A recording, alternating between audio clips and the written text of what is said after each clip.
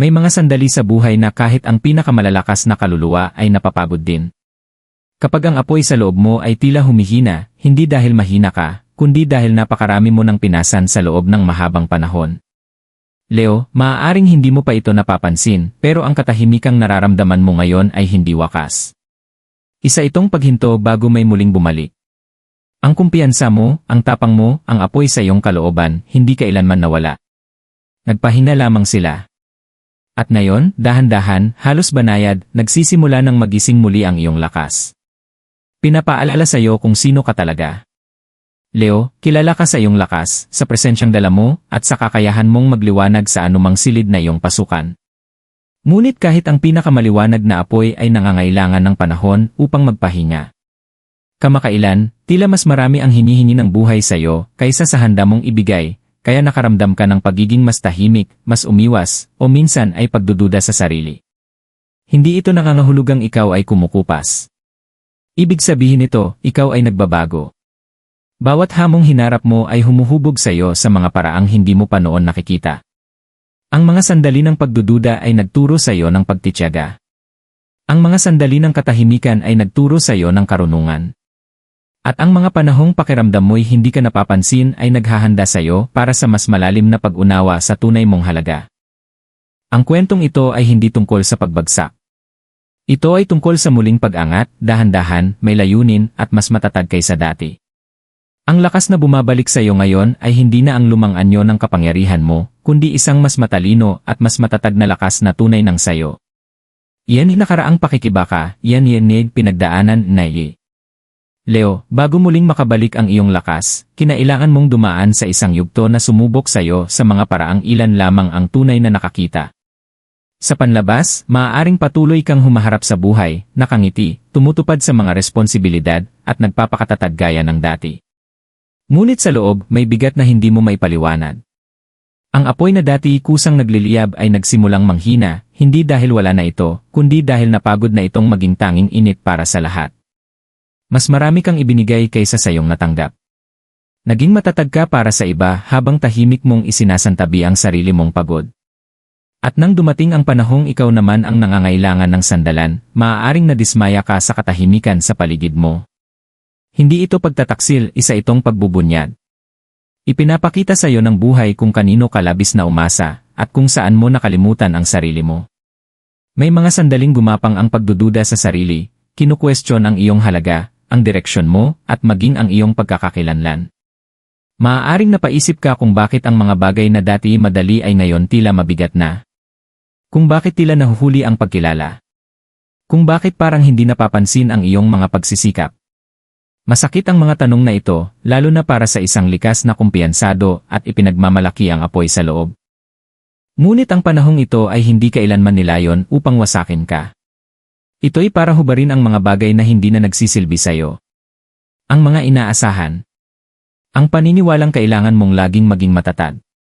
Ang paniniwalang ang pahinga ay katumbas ng kahinaan. Bawat emosyonal na hamon ay dahan-dahang nagtuturo sa iyo ng balanse. Bawat pagkadismaya ay nagtutulak sa iyo papaloob, pinipilit kang muling kumonekta sa tunay mong pinagmumulan ng lakas. Hindi mo nawala ang sarili mo sa panahong ito. Nakilala mo ang sarili mo, walang palakpakan, walang pagpapatunay, walang ingay. At kahit hindi komportable, ang tahimik na kabanatang ito ay kinakailangan. Dahil ang lakas na bumabalik sa iyo ngayon ay hindi hiniram mula sa pag-apruba ng iba. Ito ay nakaugat sa paggalang sa sarili, kamalayan sa sarili, at panloob na katotohanan. Ang pakikibakang ito ay hindi parusa. Ito ay paghahanda. At kahit hindi mo yon naramdaman noon, ginagabayan ka patungo sa isang bersyon ng iyong sarili na mas malakas, mas kalmado, at hindi matitinag kailanman. Iyan ay pagbabago, iyan ay paglipat ng enerhiya. Leo, ang sandali ng pagbabago ay hindi dumating ng maingay. Walang biglaang himala, walang dramatikong anunsyo na nagsasabing nag-iba na ang lahat.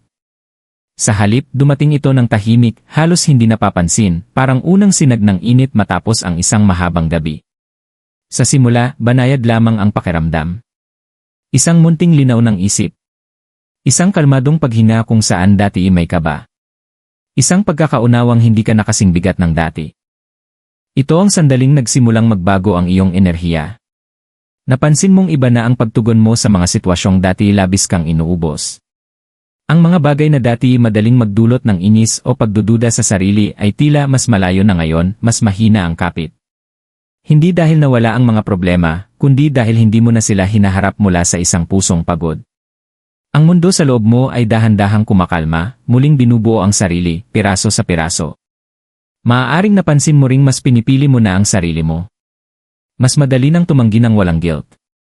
Mas kaya nang umatras ng walang takot. Mas pinagtitiwalaan mo na ang kutob mo kaysa questionin ito. Ang maliliit na desisyong ito ay hindi basta nagkataon, mga senyales ito na ang iyong lakas ay bumabalik sa mas malusog na anyo. Hindi minamadali. Hindi pinipilit.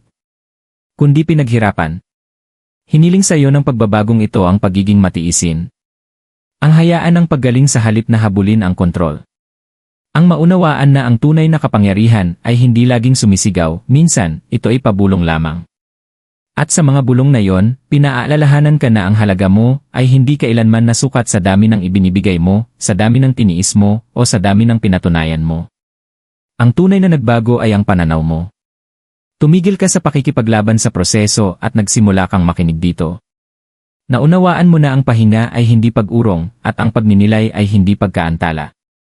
Ang kamalayang ito ang lumikha ng espasyong kailangan upang muling tumubo ang kumpiyansa, upang makaramdam ng ligtas ang tapang na bumalik sa iyo. Dito muling nagsisimulang magliyab ang apoy mo, hindi na sumusunog sa lahat ng madaanan, kundi marahang nagpapainit mula sa loob.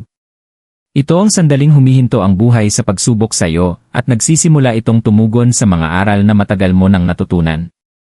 At mula rito, Leo, ang lakas mo ay hindi nagmamadaling bumalik, ito'y unti-unting umaangat, matatag, may layunin, at hindi na kayang wasakin.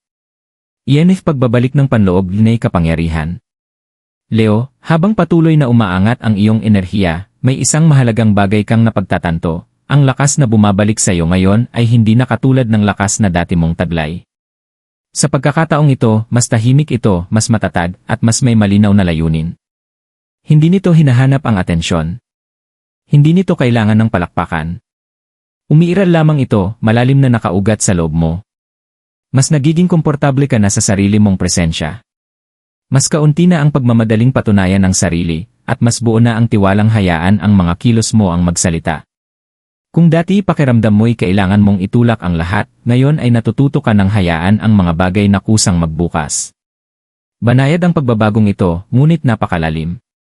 Ito ang kaibahan ng basta nabubuhay lamang at ng tunay na pagtayo sa sariling kapangyarihan. Unti-unti ring bumabalik ang iyong kumpiyansa sa maliliit ngunit makahulugang paraan. Muli mong pinagkakatiwalaan ang mga desisyon mo. Nagsasalita ka na ng malinaw, hindi na nag-aalinlangan. Umaabante ka na ng hindi palaging lumilingon para sa pagtiyak ng iba. Ito ang uri ng lakas na hindi na maaaring agawin sa iyo dahil hindi na ito nakasalalay sa panlabas na pagpapatunay. Mapapansin mo rin na iba na ang pagtugon ng mga tao sa iyo. Hindi dahil mas mainay ka o mas mapang-utos, kundi dahil ang presensya mo ngayon ay matatag at totoo. Ramdam ng iba kapag ang isang tao ay alam kung sino siya. At ngayon, muli kang kumokonekta sa katotohanan iyon, dahan-dahan, tapat, at walang takot. Ang yugtong ito ay hindi tungkol sa pagbawi ng lumang pagkakakilanlan. Ito ay tungkol sa pagtanggap sa bago. Isang Leo na marunong magtakda ng hangganan. Isang Leo na pinahahalagahan ang pahinga gaya ng pagkilos. Isang Leo na nauunawaan na ang tunay na kapangyarihan ay hindi kontrol, kundi pagkakahanay sa sarili. May isang tahimik na determinasyong nabubuo sa loob mo. Isang paniniwalang anuman ang dumating, kaya mo itong harapin, hindi sa pamamagitan ng puwersa, kundi ng karunungan. Hindi ka na basta tumutugon dahil sa bugso ng damdamin, ngayon, ikaw ay kumikilos ng may malinaw na intensyon. At binabago nito ang lahat. Ang apoy sa loob mo ay hindi naligaw o watak-watak. Ito ay nakatuon. Nagpapainit sa halip na sumunog. Gumagabay sa halip na manikil. Ito ang uri ng kapangyarihang tumatagal. Ang uri ng lakas na sumusuporta sa iyo, hindi umuubos sa iyo. Leo, ito ang pagbabalik mo, hindi sa kung sino ka noon, kundi sa kung sino ka talaga sanang maging. At mula sa lugar na ito, walang nagmamadali, walang pinipilit. Ang lahat ay pakiramdam tama. Iyan ay dapat nang maunawaan na hindi ngayon. Leo, habang muling bumabalik sa ayos ang iyong lakas, may mga pagkaunawang umaangat kasabay nito, mga katotohanang mauunawaan mo lamang matapos ang lahat ng iyong pinagdaanan. Isa sa pinakamahalaga ay ito, hindi ka kailanman nahuhuli. Ikaw ay inililihis lamang sa tamang direksyon. Bawat paghinto, bawat pagkaantala, bawat sandali ng pag-aalinlangan ay humuhubog sa pananaw mo at nagtuturo kung ano talaga ang karapat-dapat paglaanan ng iyong enerhiya. Nagsisimula mo na ring makita na hindi lahat ng nawala sa iyo ay nakatakdang manatili. May mga ugnayang kumupas upang magbigay daan sa mas matibay na pundasyon. May mga oportunidad na nagsara dahil hindi na sila kaayon ng taong ikaw ay nagiging. At kahit tila hindi patas noon, ang mga pagtatapos na ito ang nagprotekta sa iyo ng higit pa sa inaakala mo ngayon. May isa pang pagkaunawang dumarating ng tahimik ngunit matatag, hindi mo kailangang pasanin ang lahat ng mag-isa. Ang lakas ay hindi nangangahulugang tuloy-tuloy na pagsasakripisyo ng sarili. Ibig sabihin nito ay ang marunong kang lumapit kapag kailangan at umatras kapag nararapat. Ang igalang ang sarili mong hangganan ng walang guilt. Ang kamalayang ito ay hindi kahinaan, ito ay karunungan. Nauunawaan mo na rin ngayon na ang halaga mo ay hindi kailanman nasukat sa dami ng ibinibigay mo, sa kung gaano ka nakikita, o sa kung gaano ka hinahangaan. Ang iyong halaga ay umiiral kahit walang pagkilala. At kapag tunay mong naisabuhay ang katotohanan ito, wala nang makakayanig pa sa iyong kumpiyansa. May linaw na ngayon sa iyong mga desisyon. Kumilos ka ng may layunin, hindi dahil sa pagmamadali. Nakikinig ka na sa iyong kutob kaysa sa ingay ng paligid. Pinagkakatiwalaan mo na ang sarili mo dahil itinuro sa iyo ng karanasan na kaya mong lampasan ang kawalan ng katiyakan at lumabas na mas matatag. Ang mga pagkaunawang ito ay hindi upang pahirapan ka. Nariyan sila upang palayain ka. Sila ang hudyat ng sandaling huminto ka sa paghahanap ng pahintulot para maging ikaw at nagsimula kang igalang ang sarili mong landas. Leo, binabago ng pag-unawang ito ang paraan ng paglakad mo sa mundo. Hindi ka na humahabol sa pagpapatunay, ikaw ay nakaayon na sa iyong katotohanan. At mula sa lugar na ito, bawat hakbang pasulong ay mas magaan, mas may saysay, at tunay na nagmumula sa puso. Ilinilandas yan hinaharap, yan susunod din ay darating. Leo, habang tumitingin ka sa hinaharap, ramdam mong iba na ang landas na nasa harap mo kumpara sa dinaanan mo noon.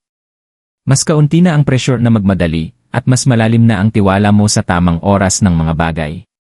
Hindi mo na nararamdaman ang pangangailangang pilitin ang mga resulta o habulin ang mga bagay na dati tila hindi maabot. Sa halip, ikaw ay umuusad ng may tahimik na katiyakan, nagtitiwalang ang nakalaan para sa iyo ay kusang darating sa tamang sandali.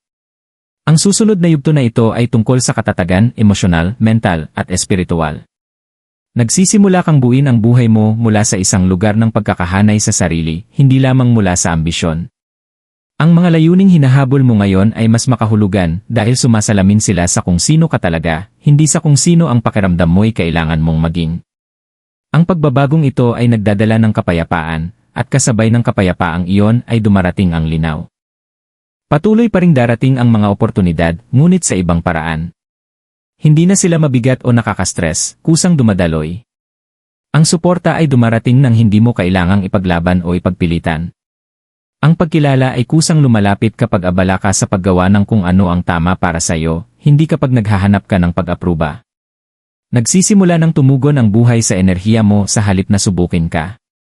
Mas nagiging mapili ka na rin sa oras at atensyong ibinibigay mo. Inilalagak mo ito sa mga bagay na nagpapalakas at nagbibigay buhay sa iyo, at marahang bumibitaw sa mga bagay na umuubos sa iyo. Ang ganitong uri ng pagpili ang nagpoprotekta sa apoy sa loob mo at hinahayaan itong lumago ng tuloy-tuloy, walang sagabal. Ang hinaharap ay hindi humihiling na ikaw ay maging mas maingay o mas malakas kaysa dati. Ang hinihingi nito ay ang maging totoo ka. Totoo sa iyong mga pinahahalagahan. Totoo sa sariling bilis. Totoo sa tinig sa loob mo. At habang iginagalang mo ang katotohanan ito, kusang bumubukas ang landas mo sa mga paraang suportado, pangmatagalan, at tunay na nagbibigay katuparan. Leo, ang naghihintay sa iyo ay hindi kaguluhan o pakikibaka, kundi pag-unlad na pakiramdam ay pinaghirapan, matatag, at totoo. Leo, sandali kang huminto at kilalanin kung gaano nakalayo ang narating mo. Hindi sa mga nakikitang tagumpay, hindi sa palakpakan o pagkilala, kundi sa tibay ng loob. Sa tahimik na lakas na kinailangan mo upang magpatuloy kahit walang nakakapansin. Sa pasensyang kailangan upang magtiwala sa sarili kahit tila malabo ang landas. Hinubog ka ng paglalakbay na ito at iyon ay karapat-dapat mong igalang. Pumapasok ka ngayon sa isang yugto kung saan hindi mo na kinukwestiyon ang sarili mong halaga. Kung saan ang kumpiyansa mo ay kalmado, hindi depensibo. Kung saan ang apoy mo ay tuloy-tuloy na nagliliyab, ginagabayan ng paggalang sa sarili, hindi ng panlabas na pagpapatunay. Hindi ito pagbabalik sa nakaraan, ito ay pagdating sa isang mas malalim at mas tunay na bersyon ng sarili mo. Alalahanin mo ito, ang lakas mo ay hindi kailanman nawala. Ito ay nagtitipon ng karunungan. Natutong magtakda ng hangganan. Naghintay lamang na tumigil ka sa pagdududa sa sarili at magsimulang makinig sa iyong panloob na katotohanan. At ngayong ginagawa mo na iyon, unti-unting nagkakahanay ang lahat. Magkakaroon pa rin ng mga hamon ng buhay, ngunit hindi ka na nila yayanigin tulad ng dati. Kilala mo na ngayon kung sino ka. Alam mo na kung ano ang nararapat sa'yo. At alam mo ring hindi mo kailangang magmadali, magpatunay, o ubusin ang sarili upang maging makapangyarihan. Leo, pagtiwalaan mo ang sandaling ito. Pagtiwalaan mo ang takbo ng mga bagay. Pagtiwalaan mo ang tahimik na kumpiyansang umuusbong sa loob mo. Bumalik na ang apoy mo, hindi upang manunog, kundi upang gumabay.